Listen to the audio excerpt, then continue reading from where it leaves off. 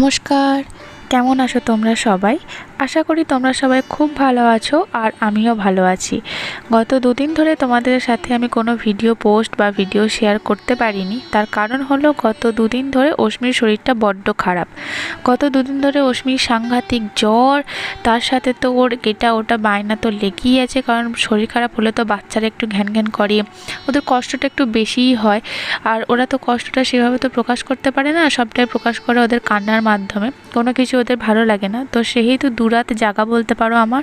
অশ্মি দুরাত ঘুমায়নি এবং তার সাথে সাথে তো সারাটা দিন তো কান্না এটা ওটা লেগেই আছে। তো সেই সব কিছুর মধ্যে দিয়ে এখন যাচ্ছি, তো সেই জন্য কোনো রকমভাবেই ভিডিও এডিটিং করা বা পোস্ট করা আমার পক্ষে সম্ভব হয়নি। তো আজকে দেখলাম বিকাল থেকে শরীরটা একটু ভালো, তো একটুখানি শান্তিতে ঘুমাচ্ছে, তো সেই জন্য ওকে ঘুম পাড়িয়ে আমি তোমাদের সাথে কথা বলতে শুরু করেছি। চলো পুরো ভিডিওটা দেখতে থাকো, আশা করি তোমাদের ভিডিওটা দেখতে ভালো লাগবে। তবে হ্যাঁ, এই ভিডিওগুলো এই দুদিনের না, এই দুদিনের আগের ভিডিও আমি করে রেখেছিলাম। ভিডিওগুলো তোমাদের সাথে শেয়ার করব বলে, যেহেতু এখন আমি চেষ্টা করছি রেগুলার ভিডিও দেওয়ার, একদিন দুদিন অন্তর অন্তর, মানে সপ্তাহে কিছু না কিছু ভিডিও দেওয়ার চেষ্টা করছি, যেমনটা তোমরা বলেছো। কিন্তু হঠাৎ করে অশ্মির শরীর খারাপ হয়ে যাওয়াতে আমি সেগুলো একটুখানি কন্টিনিউ করতে পারিনি। তো যাই হোক, তো চলো আমি স্নান টান করে চলে এসেছি। স্নান টান করে ওপরেতে এসে সকালবেলায় যে সমস্ত জামা কাপড়গুলো কেচেছিলাম প্রত্যেক দিন সকালে, মানে ওই আগের দিন দুপুর থেকে বলা নয়, বিকাল থেকে আর কি, যে সমস্ত জামা কাপড়গুলো অশ্মির হয়, মানে হিসু করে দেয় বা কোনো কিছু করে, জল পড়ে যায় বা কোনো কিছু যাই হোক জামা কাপড়, সেগুলো আমি একটা বালতিতে স্টোর করে রেখে দিই। কারণ বিকালের পর বা সূর্য অস্ত যাবার পর বাচ্চাদের জামা কাপড় ওয়াশ করতে নেই, যেটা আর কি আমি জানি। তো সেই জন্য আমি আর কোনো কিছু ওয়াশ করি না, তো সেগুলোকে আমি রেখে দিই। তারপরের দিন সকালে তো আমি উঠি আর কি, যখন অশ্মিকে খাইয়ে বা এটা ওটা করে টুকটাক কাজকর্ম করে যখন সময় পাই, তো সেগুলো ওয়াশ করে নিই। তো সেগুলো ওয়াশ করে তো সকালবেলাতেই আমি ছাদে মিলে দিয়ে গেছিলাম। এখন আমি স্নান করে এসে কিছু জামা কাপড় ওয়াশ করেছি, তো সেগুলো মিলতে এসেই এগুলো একটুখানি উল্টে পাল্টে দিলাম। তো এগুলো উল্টে পাল্টে দিয়ে এখন যে সমস্ত জামা কাপড়গুলো আমি ওয়াশ করেছি সেগুলো আমি ছাদে মিলে দিচ্ছি। আর আজকে আমি প্রায় এক সপ্তাহ পর মাথায় জল দিয়েছি, মানে চুল ভিজিয়েছি। তার কারণ তোমরা হয়তো বলবে যে এতদিন পর তুমি চুল ভেজালে। হ্যাঁ, এতদিন পর আমি চুল ভেজালাম, তার কারণ আমি একদম সময় পাই না চুল ভেজানোর। সময় পাই না এই কারণে আর কি স্নান করি না এমন না, এমন টাইমে স্নান হয়, কখনো 2টো বেজে যায়, কখনো 1টা, 12:30, মানে এমন সময়টাতে স্নানে নামার সময়, সেই সময়টাতে মাথায় বা চুলে জল দিলে চুল আমার শোকাবে না।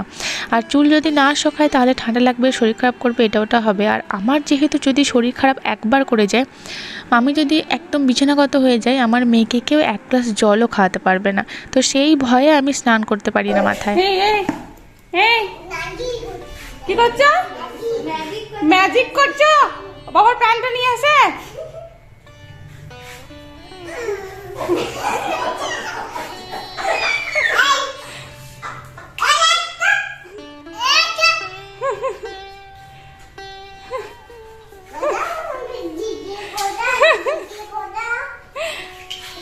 দিদি কোথায়? দিদি কোথায়? ও খুঁজে বেড়াচ্ছে। দিদি কোথায়? দিদি বেরিয়ে পড়েছে। এবার খুঁজে, পিপি কোথায়? পিপি কোথায়?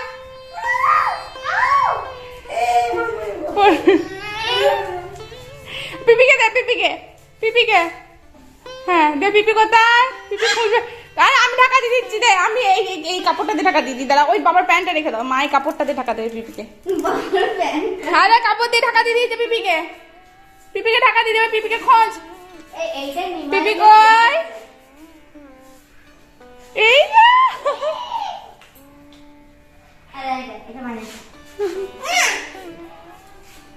ওয়াও, কি সুন্দর।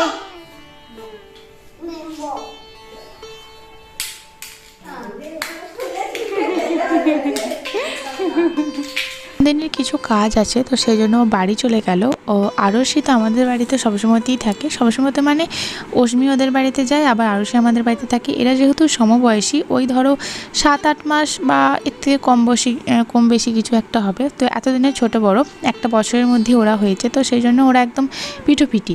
তো সেই জন্য ওদের একটা ভালো বন্ডিং বা ভালো বন্ধুত্ব তৈরি হচ্ছে, যেটা আমার মনে হয় যে এটা বন্ধুত্বটা থাকবে পরেও। হয় না, পাড়ার মধ্যেও থাকলে এমন হয় যে ভাই বোন, অশ্মি কিন্তু সম্পর্কে বোন আর অশ্মি কিন্তু সম্পর্কেও দিদি, কিন্তু কেউ কাউকে ভাই বোন দিদি কোনোভাবেই কোনো কিছু বলে ডাকে না। আমি আমার মেয়েকে এত শেখাই যে ওকে দিদি বল, কোনো মতে ওকে দিদি বলে না। হয়তো যখন ওর নাম ধরে ডাকে তখন যদি আমি বলি না দিদি বলো, তখন হয়তো একবার দুবার দিদি বলে, কিন্তু না সেই আরশি তো বলতে পারে না, বলবে আড়ি আড়ি যাবো, আড়িকে ডাকো, এই ওই হেনা তেনা, মানে শুধু আড়ি করে পাগল হয়ে যায়, দিন রাত শুধু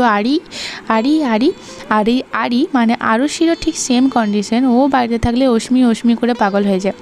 তো এখন ওদের দুজনকে খেতে বসিয়েছি, আমি এখন ফল কেটে দিচ্ছি। অশ্মিকে চেষ্টা করি রোজই একটা না একটা ফল ওকে দেওয়ার। তো অরেঞ্জ মানে লেবুটা বা মৌসুমি লেবুটা তো সবসময়তে প্রত্যেকটা দিনই ওকে আমি খাওয়াই, তার সাথে যে কোনো একটা ফল খাওয়াই, নয় কলা খাওয়াই, নয় আপেল খাওয়াই, নয় বেদানা খাওয়াই, রোটেশনে। হয়তো একবার ফল নিয়ে এলো, 6-7 দিন হয়তো একটা আপেল খেলো, মানে 6-7 দিন ধরে আপেল খেলো, একবার আপেল নিয়ে এলো, তারপরে হয়তো আপেল খাওয়া শেষ করে ভাবলাম যে না এবারে তাহলে বেদানা আনতে বলি, তাহলে বেদানা নিয়ে এলো, সেটা কিছুদিন খায়। আবার সেই সমস্ত কিছু ছেড়ে দিয়ে তাহলে বলি যে একটু কলা নিয়ে আসতে, তখন কলা খায়। মানে একই ফল ডেলিও খেতে চায় না, কিন্তু লেবুটা প্রত্যেক দিনই খায়, কারণ অশ্মির সবথেকে প্রিয় ফল হলো লেবু। আর অশ্মির থেকেও সবথেকে ফল খেতে ভালোবাসে কিন্তু আরুষি, মানে এত খেতে ভালোবাসে কি বলবো। এই দেখো ভিডিও করছি আর ওইদিকে আমার স্ট্যান্ড নিয়ে দৌড়। তোমাদেরকে আমি আগের দিনে বলছিলাম না যে আমি ভিডিও করা শুরু করেছি, কিন্তু ভিডিও করা শুরু করতে গিয়ে যে আমি কী বিপাকে পড়েছি। অশ্মি আমি নতুন করে স্ট্যান্ড দেখছে, স্ট্যান্ডের মধ্যে মোবাইল লাগানো দেখছে, তো এই সময় তুমি সুযোগ পেলেই নিয়ে একেবারে দৌড়, মানে আমার ভিডিও করা মাথায় উঠে যাচ্ছে। তো যাই হোক, দুজনকেই আমি এখানেতে ফলটা খাইয়ে দিচ্ছি অনেক কাণ্ড করে।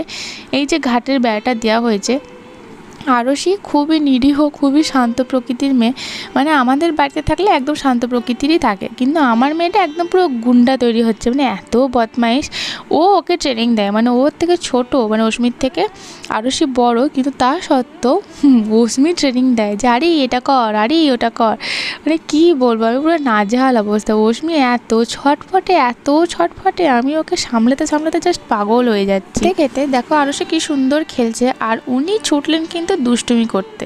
বাস আমি ওর পিছনে ছুটে যেতে না যেতেই উনি ওনার কাণ্ড করে বসে রইলেন। মুড়ির চাল শুকোতে দেওয়া হয়েছে, আর ওকে আমি সকাল থেকেই আটকে রাখছি যাতে ওর মুড়ির চালের উপর দিয়ে না যায়, কিন্তু সেই আমি যেতে না যেতেই ও একদম পায়ে করে মুড়ির চালগুলো চারিদিকে ছড়িয়ে দিল। ওটা এখন যদি দেখতে পায় তাহলে কিন্তু একদম চেয়ে পুরো পাড়ামাত করবে।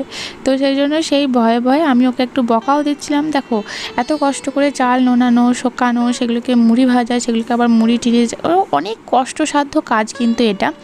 দোকান থেকে কিন্তু মুড়ি ইজিলি কিনতে পাওয়া যায়, কিন্তু দোকানের যে প্যাকেটের যে মুড়িগুলো হয়, তো সেই মুড়িগুলো কিন্তু খুব একটা শরীরের পক্ষে বা স্বাস্থ্যের পক্ষে একদমই ভালো না।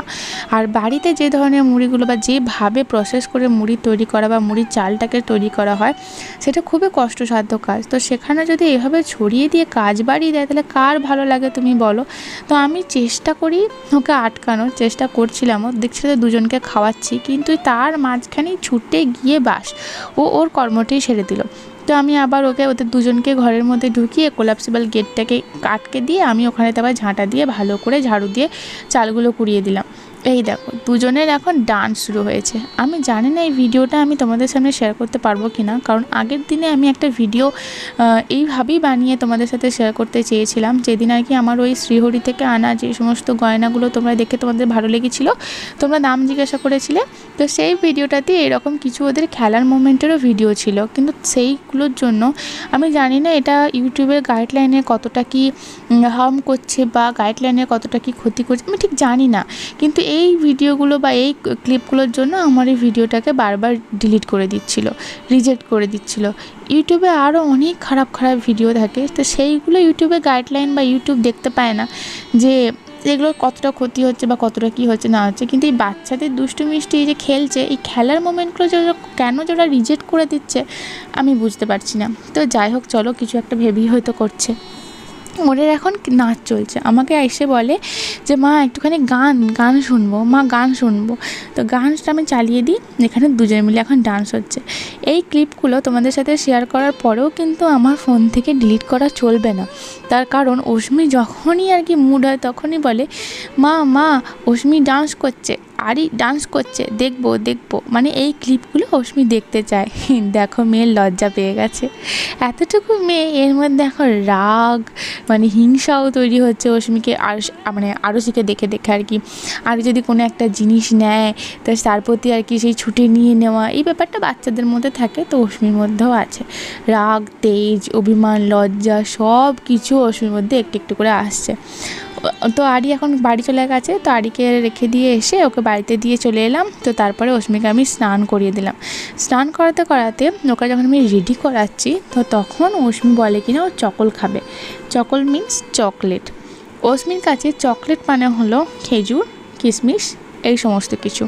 ওকে আমি আজ পর্যন্ত মানে দোকানে যে সমস্ত চকলেট কিনতে পাওয়া যায় খাওয়াইনি। হ্যাঁ, খাওয়াইনি মানে কি একদমই দিইনি, হয়তো ডেয়ারি মিল্ক বা এটা মানে ওই জাতীয় জিনিস হয়তো এক ফোঁটা করে ওর মুখে দিয়েছি, টেস্ট করেছে, কিন্তু বাদ বাকি ও কোনো জিনিস বা প্যাকেটজাত জিনিস তো আজ পর্যন্ত খায়নি। শুধুমাত্র আমার কাকিমার ভাইজি এসেছিলো আমাদের বাবার বাড়িতে, তখন ও খাচ্ছিলো, তখন ওর কাছ থেকে নিয়ে একটু একটু খেয়েছে। মানে আমি ওকে কোনো দিনও প্যাকেট জাতীয় জিনিস বা বাজারের জিনিস কিনে ওকে কোনো দিনও খাওয়াইনি, বা আমি চাইও না। ওর কাছে ও জানে চকলেট বা চকল মানে হলো এই খেজুর বা কিশমিশ, তো এই ধারণাটা আমি ওর ভাঙাতে চাই না। জানি বড় হয়ে তো আমাকে তো দেবেই যে মা তুমি আমাকে চকলেটের নাম করে এইসব খাইয়েছো। আর অশ্মি এগুলো খেতে ভালোবাসে, নিজেই নিয়ে আসে, তো নিজেই নিয়ে এসে বলে যে মা চকল খাবো, মা চকল খাবো, খুলে দাও খুলে দাও, তোকে আমি দিই। ও আরামসে খায়, আরও এইসব খাই দেখে আমার ভালো লাগে যে হ্যাঁ ও চকলেট মনে করে খাচ্ছে ঠিকই, কিন্তু ভালো জিনিস খাচ্ছে, ভালো জিনিস ওর মধ্যে যাচ্ছে।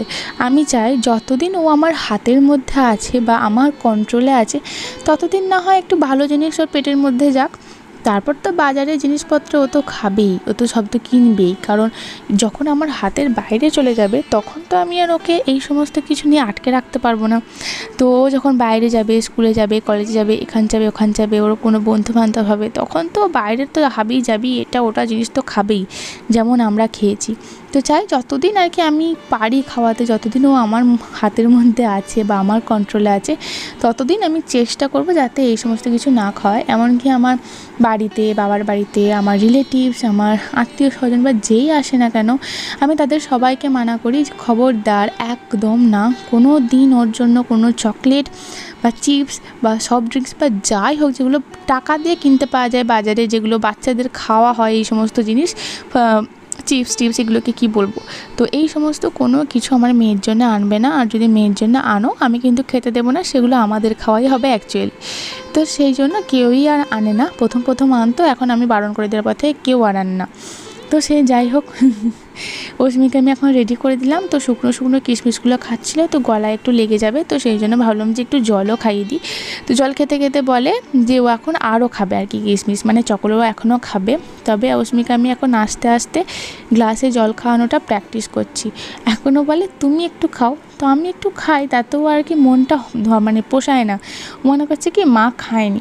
তারপরে আমি আবার একটুখানি খেলাম, তারপরে ওকে আমি একটুখানি আবার খাইয়ে দিলাম। তো এই হয়, অশ্মিকে যখন আমি কিছু খাইয়ে দিই তখন ও আমাকে খাইয়ে দেয়, এটা আমার এত ভালো লাগে। ওকে কিন্তু আমি শেখাই না, ও এটা মন থেকেই করে। আমার এত ভালো লাগে যে হ্যাঁ এই বাড়িতে একমাত্র তোমাদের দাদা ভাই আছে যে আমার কেয়ার করে প্রথম থেকেই, ডে ওয়ান থেকে। বিয়ের পর যখন আমি এই বাড়িতে আসি তখন থেকেই তোমাদের দাদাভাই ওই একটি মাত্র লোক যে আমার কেয়ার করে, সুখে দুঃখে পাশে থাকে। ও চলে যাওয়ার পর মানে তোমাদের দাদাভাই যখন কলকাতা চলে যায়, যখন আমি বাড়িতে একা থাকি, তখন কিন্তু আমার কেয়ার করার মতো কেউ থাকে না। এমনকি আমার যখন শরীর খারাপ হয় তখন আমার বাবার বাড়ি থেকে এসে আমাকে নিয়ে যায়, কারণ এখানে দেখাশোনা করার মতো কেউ থাকে না। কিন্তু এই একজন একরত্তি এসেছে আমাদের মাঝে, শত জন্ম পূর্ণ করে এই একরত্তিকে আমি পেয়েছি আমাদের মাঝে, যে আমার কেয়ার করে। এতটুকু বাচ্চা, সে আমাকে কেয়ার করে, আমাকে খাইয়ে দেয়।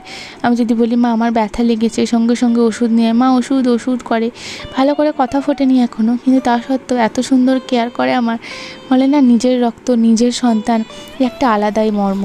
তো যাই হোক চলো, অশ্মিকে আমি এখানে রেডি করে দিলাম। এরপরে অশ্মি যেহেতু অনেকটা চুল আর কি, তো সেই জন্য ওকে আমি একটুখানি চুলটা শুকাতে নিয়ে যাই। ওকে যদি ছাদে নিয়ে যাই ও কোনো মতেই ছাদে থাকে না, কারণ অশ্মি রোদ একদম পছন্দ করে না। মানে ওকে যদি আমি ছাদে নিয়ে চুল শুকাতে যাই, আমি থাকি রোদে আর ও থাকে ছাওয়ায় বসে। তো সেই জন্য আমি সব কাজ ফেলে রেখে যা হচ্ছে হোক, আমি কোনো কিছুর দিকে চোখ না দিয়ে অশ্মিকে আমি বাইরে একটুখানি ঘোরাতে নিয়ে যাই। অস্মিকে আমি নিজের হাতে এত ভালোভাবে কেয়ার করি, এত ভালোভাবে রাখার চেষ্টা করি, কিন্তু তা সত্ত্বেও যে ও কেন বারে বারে অসুস্থ হয়ে পড়ে আমি বুঝতে পারি না। কারণ আমি সবটা তো নিজের হাতে করি, তো নিজের হাতে যখন করি আমার নিজের উপর তো আমার ফুল কনফিডেন্স আছে যে হ্যাঁ এইভাবে করে রাখলে বা এইভাবে এটা করলে ওটা করলে কোনো মতেই হয়তো সম্ভব না, কিন্তু কোথাও যে তার মাঝে কোথায় আমার ভুল ত্রুটি থেকে যায় বা কী হয় সত্যি মাঝে মাঝে নিজের উপর এত বিরক্ত লাগে, মানে কী বলবো আর তোমাদের।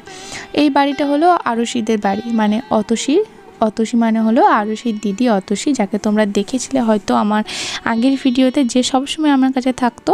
তো সেখান থেকে বেরিয়ে এলো ওদের বাড়িতে, প্রথমে বললো যে যাব, কিন্তু তারপর বললো যে না যাব না, তারপরে ও গিয়েছিলো পিপিদের বাড়িতে, মানে আমার ছোটো কাকা শ্বশুরদের বাড়িতে। তো সেখান থেকে কিছুক্ষণ ঘুরিয়ে নিয়ে আসার পর ওকে খাওয়ালাম, খাইয়ে ঘুম পাড়িয়ে রেখে অস্মির কিছু কিছু জামা কাপড় ছিল যেগুলো ওয়াশ করতে হতো, তো সেগুলো আমি প্রথমেতে ভাবলাম যে চলো এগুলোকে আগে আমি ভিজিয়ে দিই, কারণ এগুলো আমি যখন এর পরে যে কাজগুলো করব তো সেগুলো করতে করতে আমার ভেজানোটা মানে অনেকক্ষণ ধরে ভেজানো হয়ে যাবে, তো আমার অস্মির এইগুলো ওয়াশ করতে সুবিধা হবে। তো সেজন্য সবার প্রথমে আমি এইগুলো ভিজিয়ে রাখছি। তো আজকে ওর পিপিদের ঘরে গিয়ে অনেকক্ষণ খেলা করেছে, মানে অনেকক্ষণ। ওকে আমি বলেছিলাম, পিপি মানে হলো নন্দিনীদের বাড়ি, তো ওকে আমি বলেছিলাম যে দুটো গেট, ওদের বাড়িতে দুটো গেট রয়েছে ওদের ওঠানে আর কি, ওঠানে যাওয়ার জন্য। তো ওকে বলেছিলাম দুটো গেটই আটকে দে যাতে ও উঠানের মধ্যে খেলতে পারে, তাহলে রোদটার মধ্যে খেলবে, চুলটা শুকিয়ে যাবে। আর ওর চুল যতক্ষণ না শোকায় ততক্ষণ কিন্তু আমি ওকে বাড়ি নিয়ে আসি না, চুল শোকায় তারপরে বাড়ি নিয়ে আসি, কারণ আমি জানি ওকে বাড়ি নিয়ে এলেই ও একদম ঘরের মধ্যেই থাকবে, বাইরে যেহেতু রোদ ও বেরোবে না। এখানে যেহেতু ঘরের মধ্যে খেলার সাথী সেরকম কেউ নেই, তো সেজন্য ঘরের মধ্যেই আমার পিছনে ঘুরঘুর করবে, তো সেজন্য সেই ভয়ে আমি বাড়ি নিয়ে আসি না। সারাদিন আমার এই ঘরটা, এটাকে তোমরা কি বলবে, লিভিং এরিয়া, লিভিং এরিয়া আর নেই, এইটা এখন আমার মেয়ের খেলনার জায়গা হয়ে গেছে, ওর খেলার জায়গা। চারিদিকে সারাটা দিন ধরে ওর সমস্ত খেলনা ছড়ানো ছিটানো থাকে, আমি যতবার সেগুলোকে গুছিয়ে রাখি ও ততবার সেগুলোকে টেনে বার করে ফেলে দেয়। তো সেজন্য আমি আর, ও যতক্ষণ জেগে আছে বা ও যতক্ষণ আর পিছনে পিছনে ঘুরঘুর করছে ততক্ষণ কিন্তু আমি ওর খেলনা গোছাই না।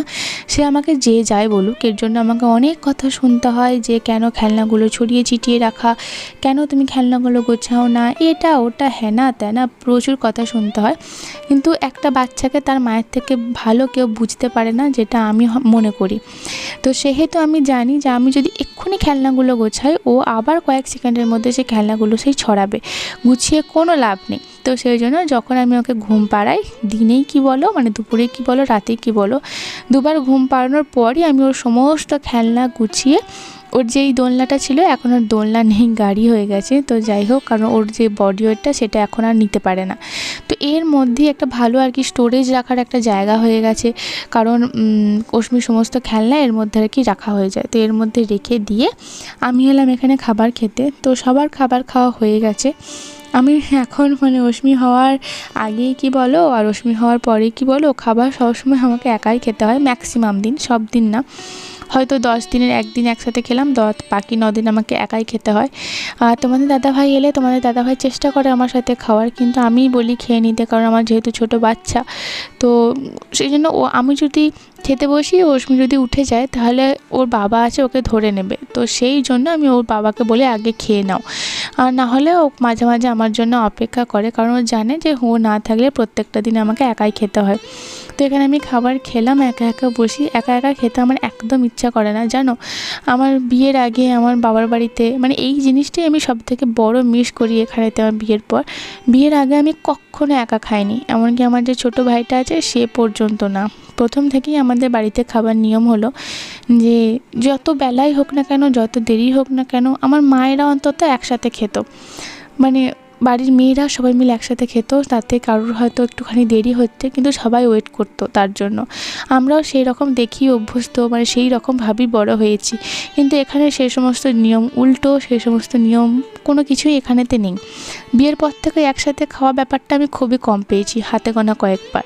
তো সেই জিনিসটা আমি খুবই মিস করি, খুব মিস করি।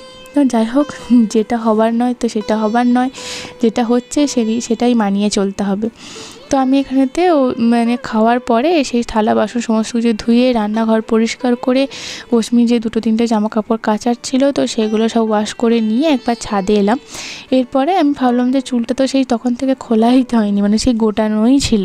হ্যাঁ, যখন আমি ওই কাকিমাদের বাড়ি গেছিলাম তখন একবার খুলেছিলাম, কিন্তু সেই বাচ্চা নিয়ে থাকলে আর আমাদের অশ্মি এত ছটফটে, আমি যদি চুল খুলে থাকি অশ্মি সেই চুল ধরে টানাটানি করে আর এত ব্যথা লাগে, তো সেই ভয়ে আর মানে চুলগুলো গুটিয়ে রাখতে হয়। আর তো কটা মাত্র চুল ঠিক আছে, ম্যাক্সিমাম চুল তো সব উঠেই গেছে, যেটুকু আছে সেইটুকুই থাক, অত টানাটানি করলে না হয় সেটুকুও উঠে যাবে। তো আমি এগুলো দেখলাম যে হ্যাঁ সবই প্রায় শুকিয়ে গেছে, তো সেই জন্য ভাবলাম যেগুলো শুকায়নি তো সেগুলো একটুখানি রোদের মধ্যে একটু টেনে দিই। আর এই দিকের মানে এইটা দক্ষিণ দিকে আর কি এই দড়িটা এই রিসেন্টলি তোমাদের দাদাভাইকে দিয়ে আমি এই দিকটা টাঙানো করিয়েছি, কারণ আমি বলি যে এই দিকটাতে আর কি শীতের দিকে রোদটা আসে আর বাকি দিকে ছাদটাতে সেরকম রোদ থাকে না। তো এই দিকটা যেহেতু সেই সন্ধ্যের আগে পর্যন্ত রোদ থাকে, তো সেই জন্য সব জামা কাপড়গুলো এই একটা সাইডে করে দিলাম যাতে এটা অনেকক্ষণ ধরে শোকায়। তবে এগুলো এখন শোকাবে না, যতই আমি এখন মিলে দিয়ে যাই, শোকাবে তো সেই কালকে, মানে এখন যতটুকু শোকাবে তারপরে গিয়ে আমি সিঁড়ির শেডের নিচে আমি এখন মিলে রাখবো বিকালের দিকে। তারপরে তো সেগুলো তোমার সারা রাত ওই রকমভাবে থাকবে আর তারপরের দিন সকালে একবার আমি রোদে দিয়ে দেবো, তাতেই বাস শুকিয়ে যাবে। তো চলো, আমার এখানেতে জামা কাপড় তোলা হয়ে গেছে। এগুলো সকালের সময় যেগুলো কেচেছিলাম তো সেগুলো তখন স্নান করার পর উল্টে দিয়ে গেলাম, তোমরা তো দেখলে। আর এখন সেগুলো সব শুকিয়ে গেছে। আর আজকে রোদের জোরটাও প্রচুর ছিল, প্রচুর সাংঘাতিক, সেই গ্রীষ্মকালের মতো রোদ ছিল। তো এখন আমাদের মা মেয়ের ঘুম হয়ে গেছে। আমার তো একদমই ঘুম হয় না, তার কারণ আমি গিয়ে বিছানায় মাথা দিলাম তখন বাজছে 3:30, মানে 3টের সময় খেতে বসেছিলাম আর বিছানায় মাথিয়েছিলাম 3:30 এই সমস্ত কিছু করতে করতে। তো তারপরে অশ্মি 3:45টার সময় উঠে গেল, জাস্ট 15 মিনিট আমি শুতে পেয়েছি। তারপরে ওকে নিয়ে আমি ছাদে এলাম, কারণ অশ্মি এই সময়টা ছাদে আসতে খুব ভালোবাসে, কারণ এখন পর্যন্ত বিকেল রোদ একদম নেই বললেই চলে। তো চলো, আজকের ভিডিওটা এই পর্যন্তই। তোমাদের ভিডিওটা কেমন লাগলো কিন্তু অবশ্যই কমেন্টের মধ্যে লিখে জানিও। আবার দেখা হচ্ছে